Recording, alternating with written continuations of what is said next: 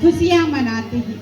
लेकिन ये 9 दिन जो होता है, खास करके क्या करते हैं, कन्या को ढूंढते हैं और कन्या का पूजन करते हैं।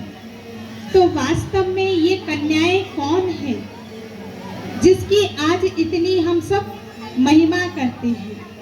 आप सब देख रहे हैं छोटी छोटी कन्याएं देवी के रूप में चैतन्य में आप सबके समक्ष है।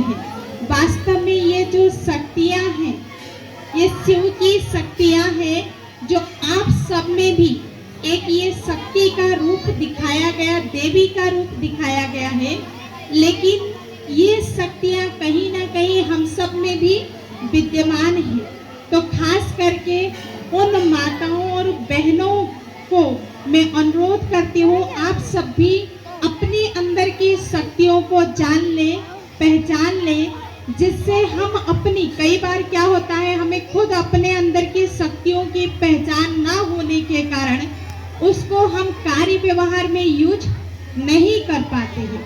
और जब तक आप अपने अंदर की शक्ति को यूज नहीं करेंगे, तब तक आपके जीवन में आप आगे नहीं बढ़ सकते हैं, न किसी भी कार्य क्षेत्र पर सफलता प्राप्त कर सकते हैं। तो थोड़ा सा हम उन नारियों की महानता पर थोड़ा सा जोर डालेंगे कि एक नारी के अंदर कितनी सारी शक्ति है।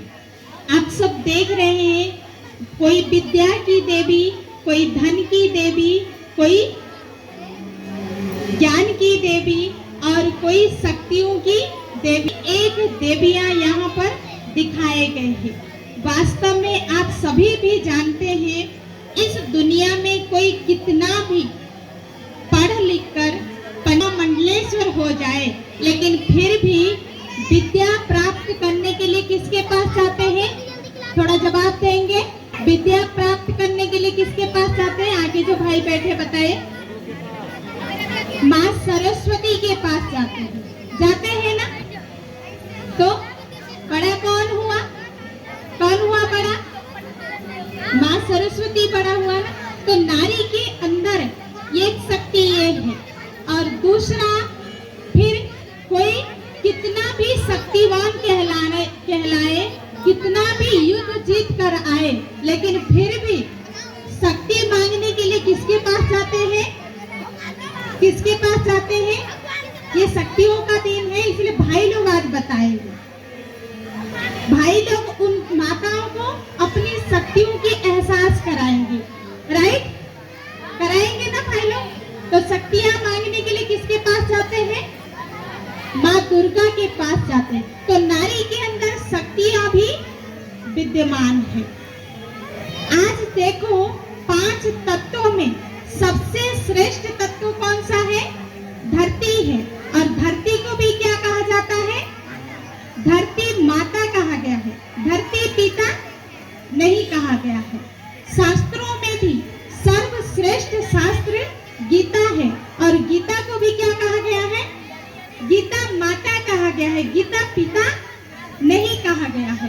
और जो श्रेष्ठ जल कौन सा जल है? गंगा जल है। और गंगा को भी क्या कहा गया है? गंगा मैया कहा गया है। सुनिए नारियां, अपनी शक्तियों को पहचानिए। हमारे अंदर इतनी सारी शक्तियां विद्यमान हैं, लेकिन फिर भी आज हम पहचान नहीं पा रहे हैं।